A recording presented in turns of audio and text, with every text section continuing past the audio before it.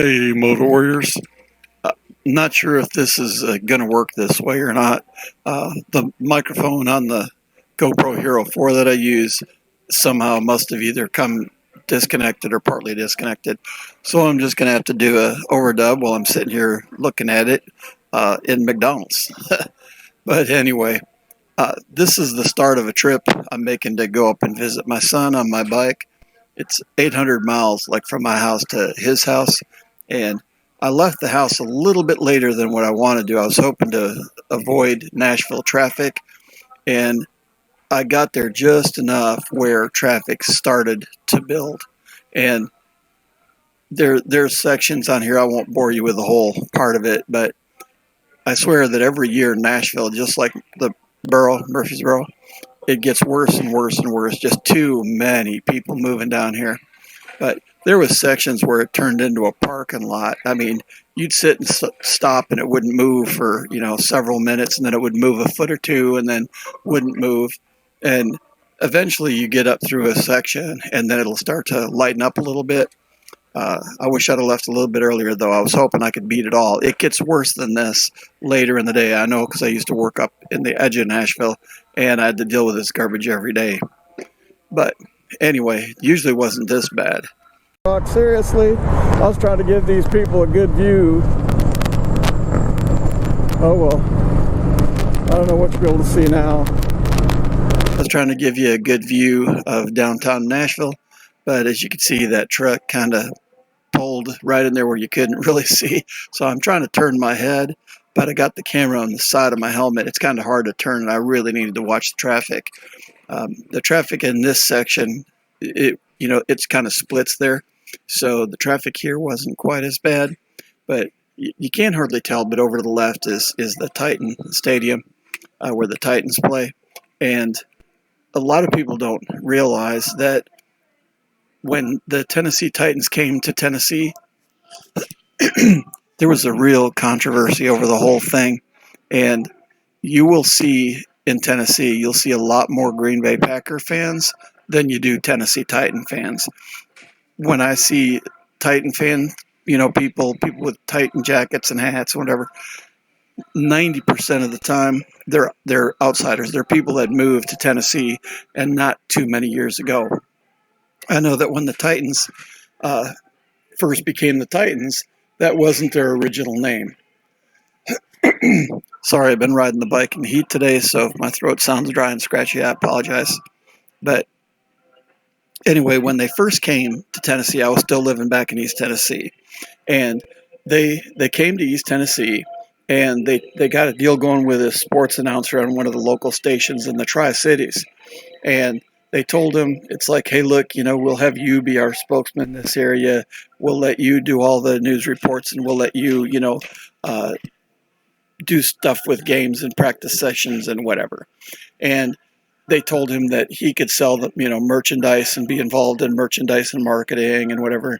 The guy spent, I forget, it was like something like $300,000 of his own money and investments and stuff invested into shirts and hats and whatever, because originally they told him that the name they were going to give the team was the Copperheads, and the Tennessee Copperheads, and they were going to build a practice stadium affiliated with East Tennessee State University.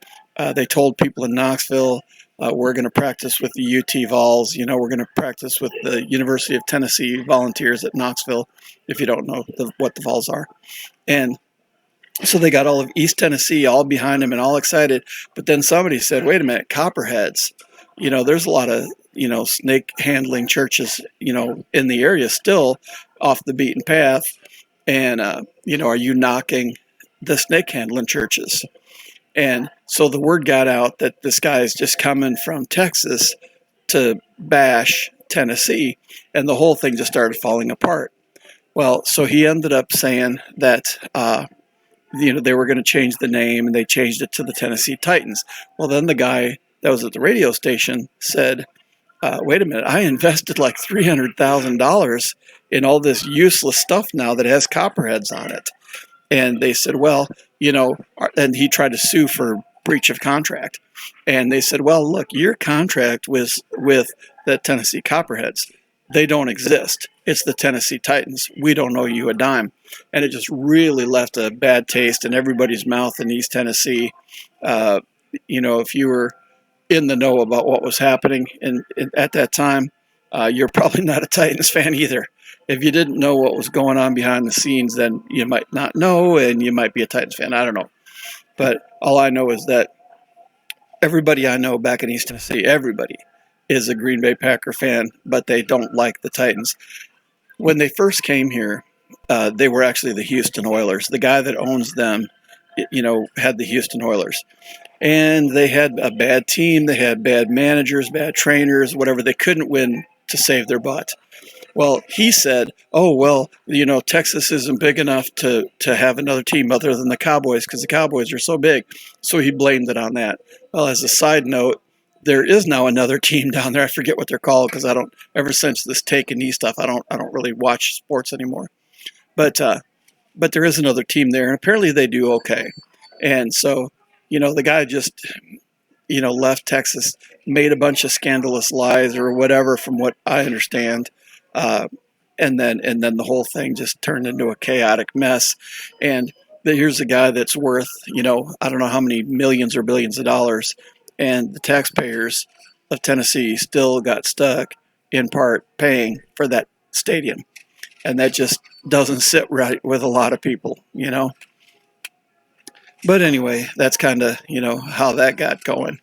There's a lot of copperhead snakes, venomous snakes in East Tennessee. There's copperheads, and that he thought that was like a cool thing, but people started to see it as that he was, making a knock on snake handling churches.